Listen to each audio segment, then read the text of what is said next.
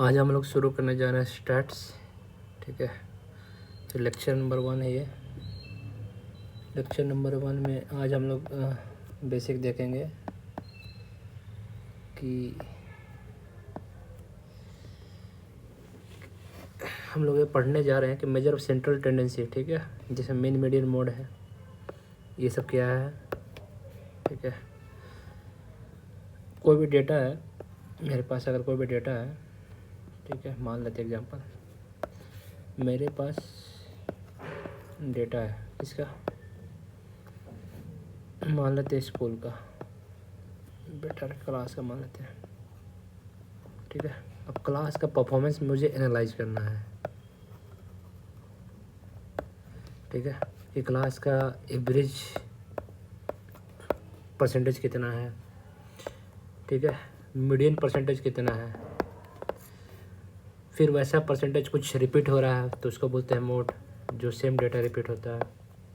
ठीक है, तो इस तरह का जो डेटा एनालाइज का जो सीन है वो स्टैट्स के थ्रू होता है। तो वही चीज़ हम लोग आज देखने जा रहे हैं, सेंट्रल टेंडेंसी। ठीक है, ये क्या है तो सेंट्रल टेंडेंसी बेसिकली ये बोल रहा है जो मेरा डेटा है, ठीक है, तो इसका कहीं सेंटर होगा, तो इसका नेचर कैसा है। ठीक है, तो इसका नेचर कैसा है, इसको पढ़ने के लिए हमको पढ़ना पड़ता है मीन, मीडियन, ठीक है, मोड, सेंट्रल टेंडेंसी। और दूसरा चीज़ है, ठीक है, अगर मेरा ये डेटा है, ठीक है, ठीक है, डेटा है, दूसरा चीज़ में क्या है, डिस्पर्सन।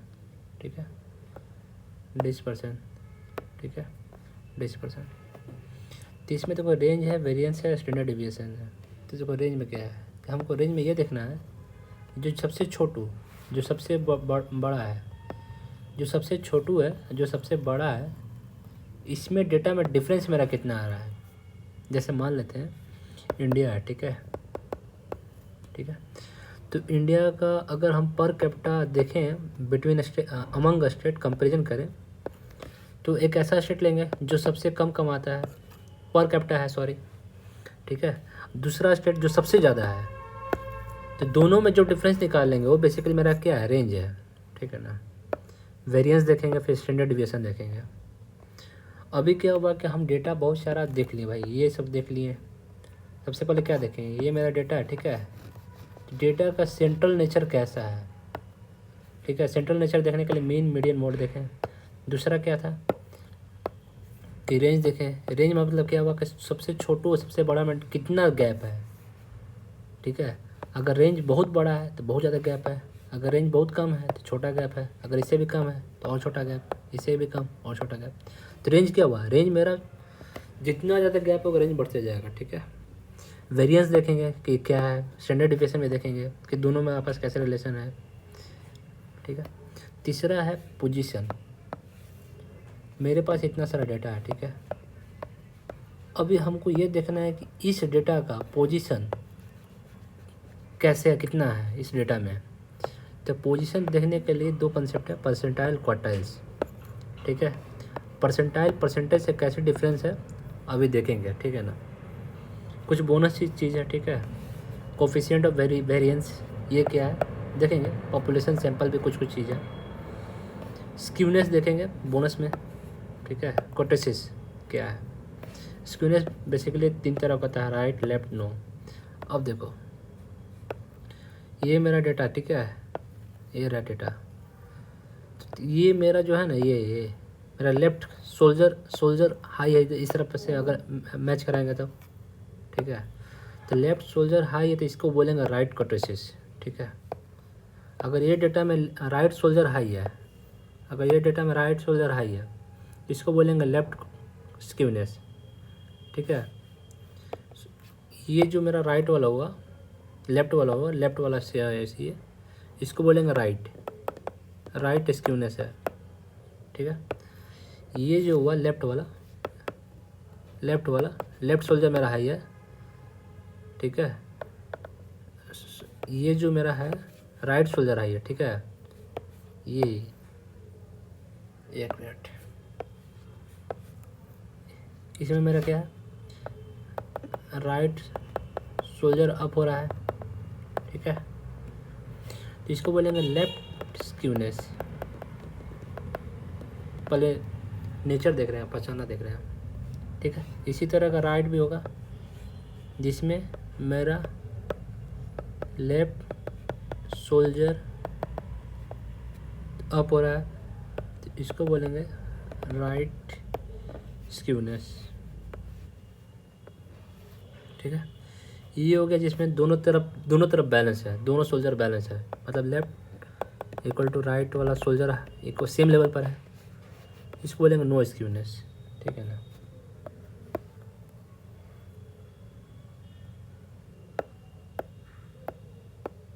ठीक है, अब स्टार्ट करते हैं मेजर ऑफ सेंट्रल टेंडेंसी, ठीक है ना। सेंट्रल टेंडेंसी,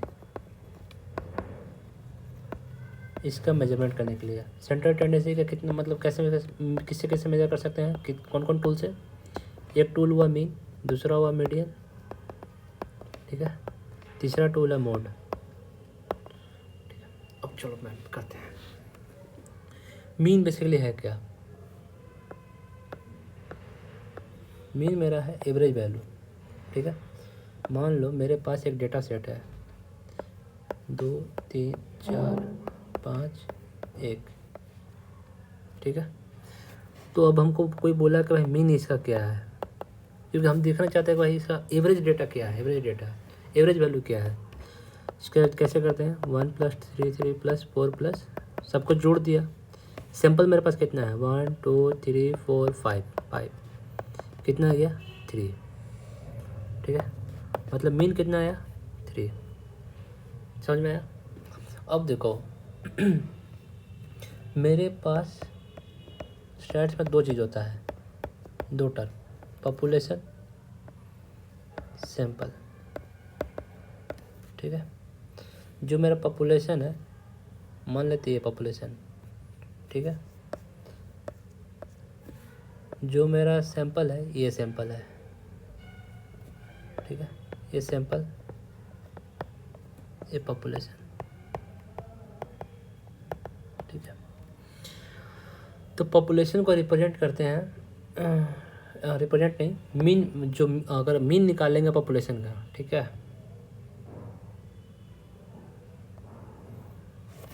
अगर मीन निकालेंगे पॉपुलेशन का तो जो मीन निकालेंगे उसको रिप्रेजेंट करते हैं म्यू से, ठीक है। अगर सैंपल का मीन निकालेंगे तो उसको रिप्रेजेंट करेंगे x बार।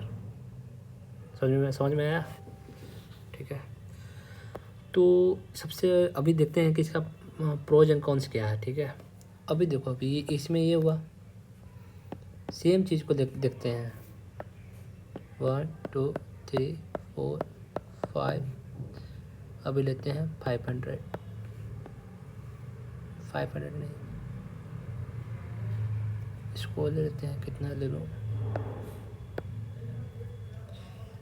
1 मिनट,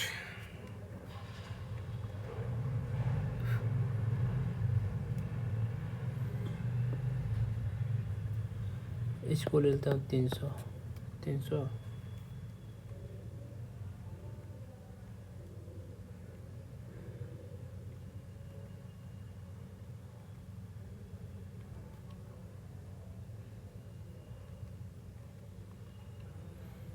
चलो इसको ले लेते हैं 921, ठीक है। अभी इसका मीन निकालते हैं,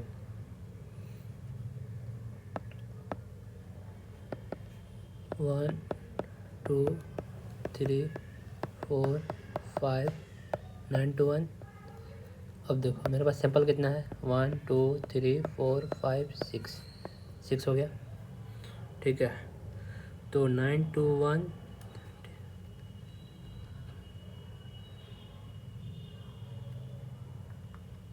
इसका मीन कितना हो गया 1 5 6। अब देखो गौर करने वाली बात यह है जहाँ पहले मीन मेरा आया था 3, कब आया था, जब 1 2 3 4 5 था, ठीक है। अभी क्या हुआ, कि नया डाटा जैसे ही ऐड किए 9 to 1, ठीक है, 9 to 1, तो 9 to 1 के तो मीन मेरा कितना ज़्यादा शिफ्ट हो गया, 153 पोजीशन शिफ्ट हो गया। तो ऐसा क्यों हुआ? ऐसा इसलिए हुआ कि ये जो है आउटलायर से बहुत ज़्यादा डिविएट होता है। आउटलायर का इम्पैक्ट मीन पर बहुत ज़्यादा होता है, ठीक है, आउटलायर, ठीक है, इसको आउटलायर बोलेंगे भैया, क्योंकि ये जो मीन है रियल डेटा डिपिक्ट नहीं कर रहा है, जो गिवन डेटा है इसका रियल डेटा डिपिक्ट नहीं कर रहा है, ठीक है।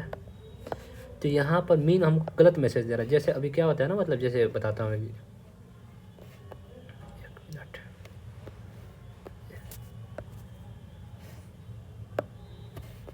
अभी देखो बहुत सारे कॉलेज में क्या होता है, ठीक है, कि मान लो एक क्लास में वहाँ 50 बच्चा है, ठीक है, तो 50 में से 40 बच्चा का एवरेज पैकेज लगा 4 लाख, ठीक है। अब 10 बच्चा जो है इसका एवरेज पैकेज लगा है मान लो 50 लाख, ठीक है, इतना। तो ये जो 10 बच्चा है ना एवरेज का बहुत ज़्यादा इन्फ्लुएंस कर देगा, ठीक है। अभी निकाल लेते हैं कितना एवरेज होगा इसका, 40 × 4 लाख प्लस 10 × 50 लाख, टोटल बच्चा कितना 50 हो गया, 40 × 4 लाख प्लस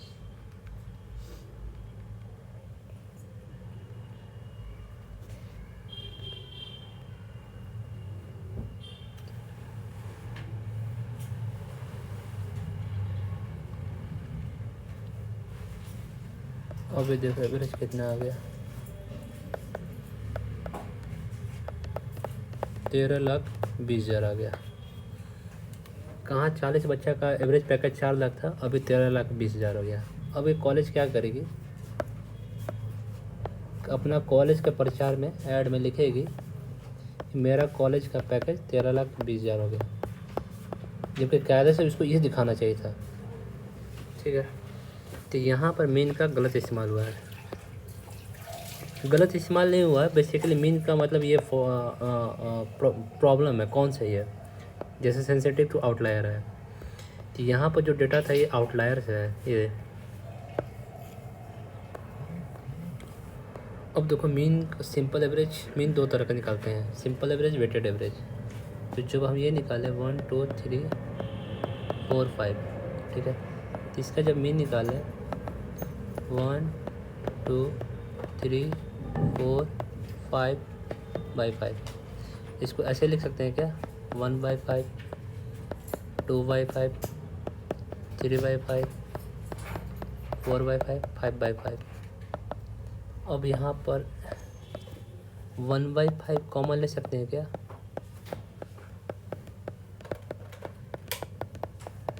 ठीक है।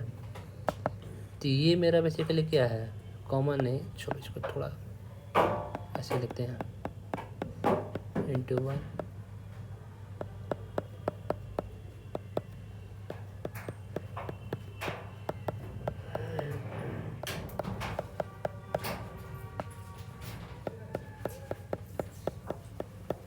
ठीक है। अब ये देखो ये जो हुआ ये ठीक है, सारा पता इक्वल वेट है, 1/5 ही है, तो इसको बोल दिए भाई ये जो सब सारा इक्वल वेट है इसको बोल दिए सिंपल एवरेज, ठीक है।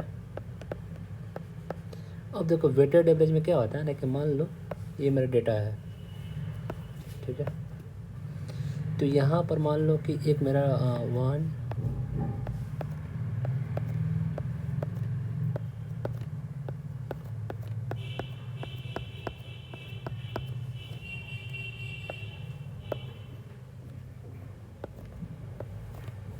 इसका निकालना, ठीक है, ये डेटा है।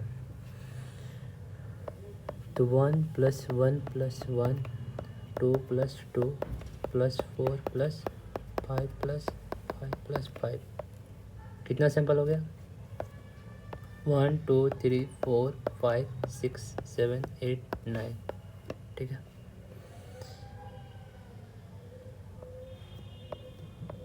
1/9 3 टाइम्स होगा क्या?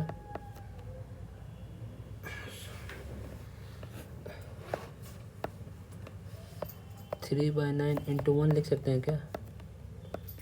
2/9,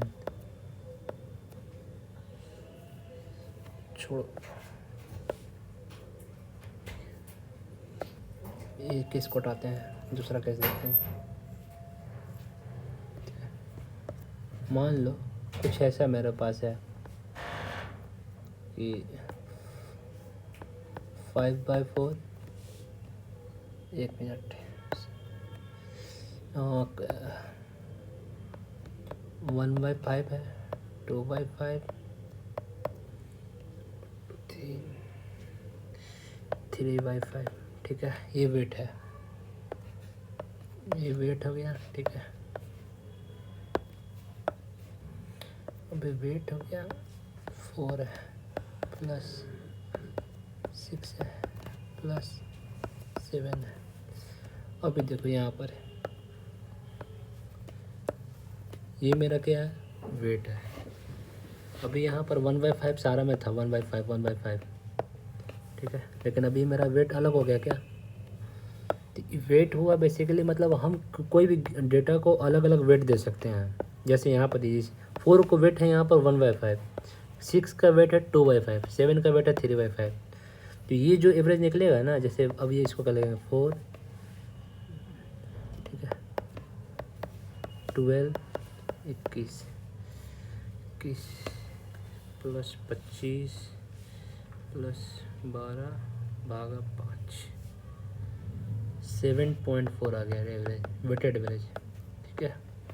तो वेटेड एवरेज ये हो गया कि सबका जो नंबर, जो मेरा डेटा है उसका अलग अलग हम वेट दे रहे हैं। वेट बेसिकली तुम ये समझ लो कि कोई मेरा पास पर्सन है सर, ठीक है, 3 पर्सन है। अगर मान लो इसका वेट हम दे दिए 2 किलो, ठीक है, इसका 10 किलो, इसका 25 किलो। तो देखो वेट मेरा ये अलग अलग है। अभी कैसे अलग अलग है? जब अगर हम रेशियो में निकालेंगे तब तो इसका वेट का रेशियो कितना हो जाएगा? 2/25 प्लस 10 प्लस 2, 37 हो गया। 10/37, 25/37।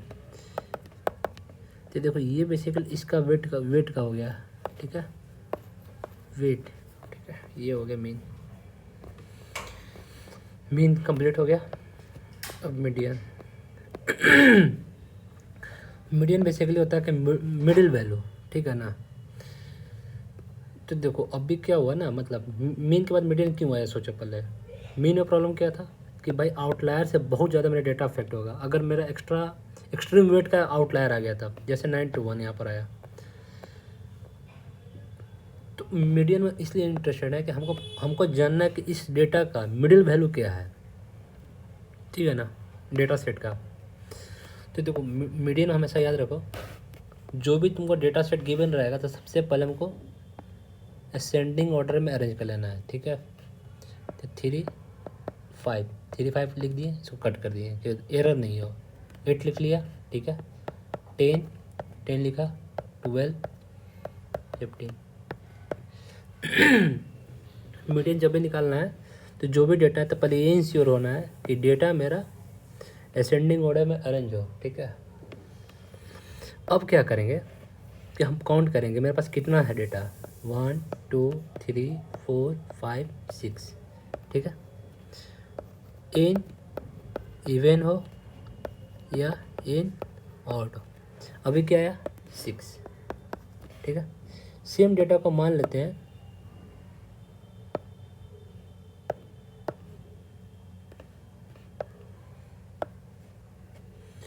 इसमें एक 77 है डेटा, ठीक है ना। तो इसके लिए कितना डेटा आ गया सैंपल? 7, इसके लिए 6। तो देखो अभी क्या है, ऑड में तो दिखेगा कि मेरा मिडिल वैल्यू क्या है। मिडिल वैल्यू जैसे देखो ऑड में कैसे दिख रहा है, शुरू का 3, बाद का 3, बीच वाला कौन सा हो गया 10। तो यहाँ दिख रहा है मिडिल वैल्यू क्या है, ठीक है। तो जब हम यहाँ पढ़ रहे हैं तो देखो 3 मिडिल वैल्यू कहाँ गया नहीं पता। तो मिडिल वैल्यू कहीं कहीं यहाँ होगा क्या, यहाँ यही है ना मिडिल वैल्यू। तो चलो इसको ढूंढते हैं। तो देखो n इवन है या ऑड है, इसके लिए देखो एक सिंपल छोटू सा फार्मूला है, ठीक है, मीडियन, ठीक है। ये कब होगा when n equal to odd हो, ठीक है। ये कब होगा इवन हो, ठीक है। ऑड होगा तो क्या होगा, जैसे देखो यहाँ पर 7 था ना, तो अब ये फार्मूला देखो n+1/2 था टर्म, मतलब 4th टर्म या जो भी है, जैसे n+1/2 था टर्म, n कितना है 7+1/2 था टर्म, 8/2, ठीक है, 4 हो गया 4th टर्म।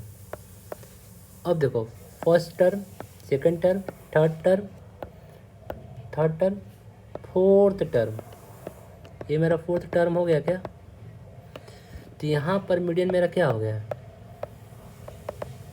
मिडिल वैल्यू क्या हो गया 10। अब देखो समस्या क्या आ रहा है, जब मेरा n इवन हो रहा है, ठीक है। Back to the basic formula देखो क्या है, n/2 + n/2 + 1/2 ये करना है, ठीक है ना।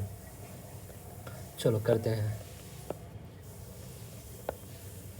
n/2, ठीक है, 6/2 + n/2 + 1, 6/2 + 1। ये 6 क्यों ले रहे हैं, देखो टर्म कितना है 1 2 3 4 5 6, 6 इसलिए। अब इसका एवरेज, ठीक है, तो इसका 3 हुआ, ठीक है, इसका 3 + 4,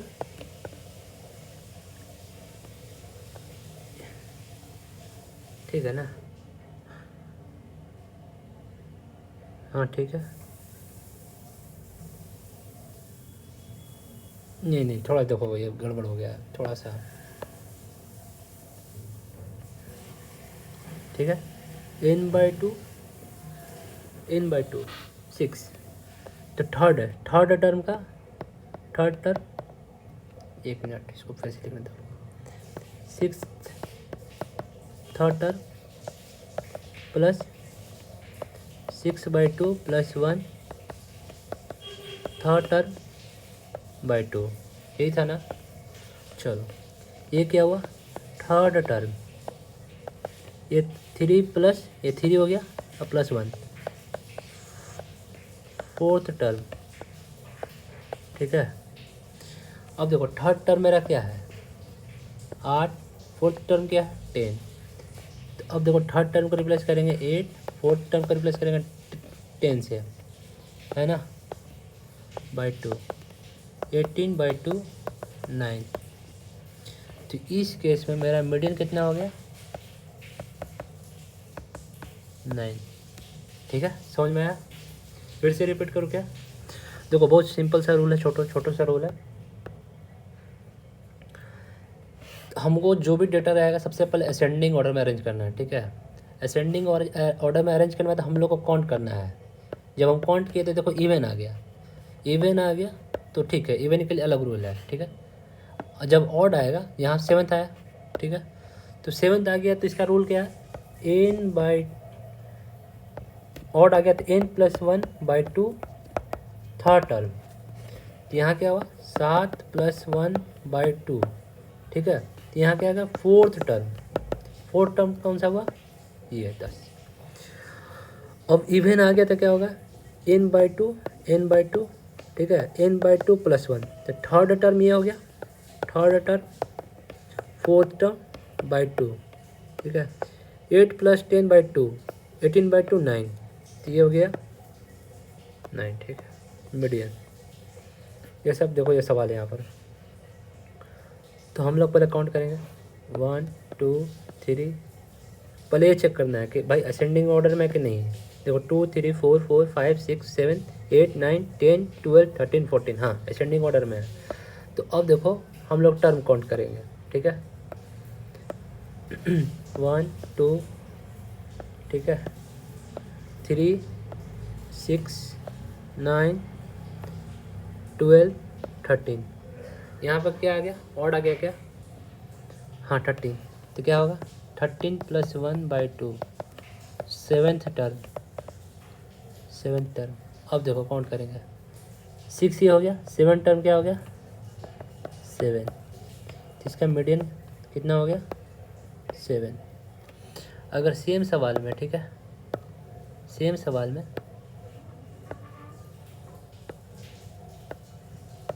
सवाल में अब इसको थोड़ा 16 कर दिया, अभी कितना टर्म हो गया 14 टर्म हो गया, ठीक है।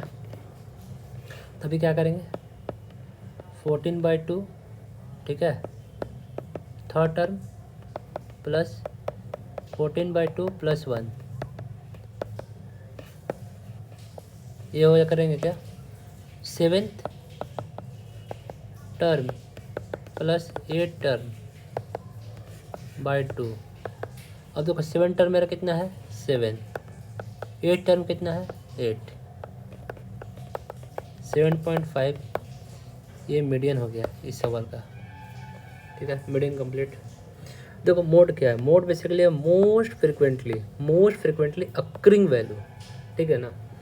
तो अब मेरे पास डेटा है, ठीक है, जैसे यहीं पर देखो सवाल में 2 3 4 4 5 6 7 8 9 10 12 13 14।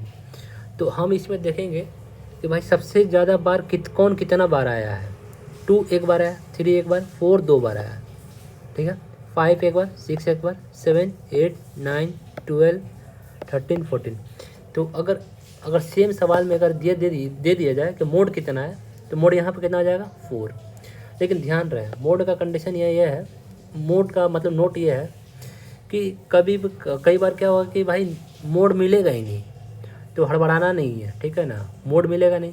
अगर मोड नहीं मिल रहा तो इसका मतलब क्या हुआ कि डेटा रिपीट नहीं हुआ है, सारा डेटा यूनिक है, ठीक है।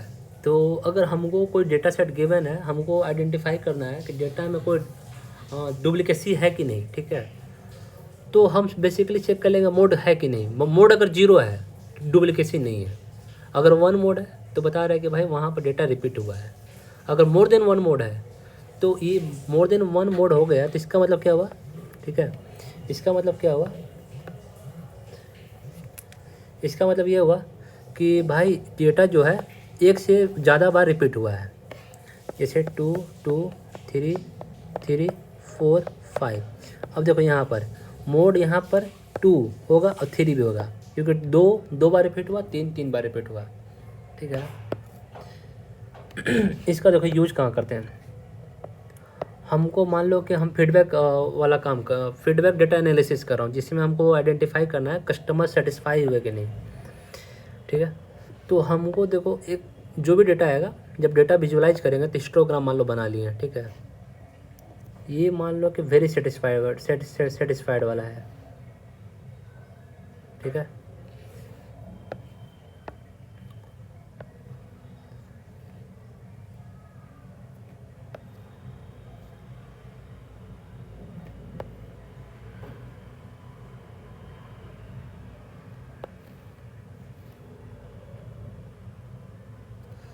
अब देखो ये यहाँ पर क्या हुआ, मान लो ये वेरी सेटिस्फाइड वाला है, ये सेटिस्फाइड, ये पुअर, ये वेरी पुअर वाला फीडबैक वाला। तो देखो इसमें हमको ये पता चल रहा है कि वेरी सेटिस्फाइड वाला कस्टमर कितना मेरे पास है जो इतने फीडबैक रिव्यू दिया है। तो यहाँ पर देखो वेरी पुअर वाला भी दिया है, तो ये देखो हमको ये पता चला कि वेरी पुअर वाला कस्टमर ज़्यादा है। तो हमको किस पर वर्कआउट करने की ज़रूरत है, ये। तो मोड का बेसिकली काम ये हो गया। और लेक्चर नंबर 1 कंप्लीट, ठीक है। इसमें हम लोगों ने क्या क्या कवर किया, सेंट्रल टेंडेंसी डेटा का एनालाइज करने की कोशिश किया कि जो मेरा डेटा गिवन है सेंट्रल टेंडेंसी उसका नेचर कैसा है। तो उसमें हम लोग क्या देखा, मीन, मीडियन, मोड। मीन कैसे निकालते हैं वो देखा, फिर मीन का कितना हुआ, सिंपल एवरेज, वेटेड एवरेज, ये भी देखा। फिर मीडियन का क्या हुआ कि जब एन मेरा ऑड है तो क्या होगा, एन मेरा इवन है तो क्या होगा। मोड का एप्लीकेशन भी देखा। ये मेरा लेक्चर 1 कंप्लीट।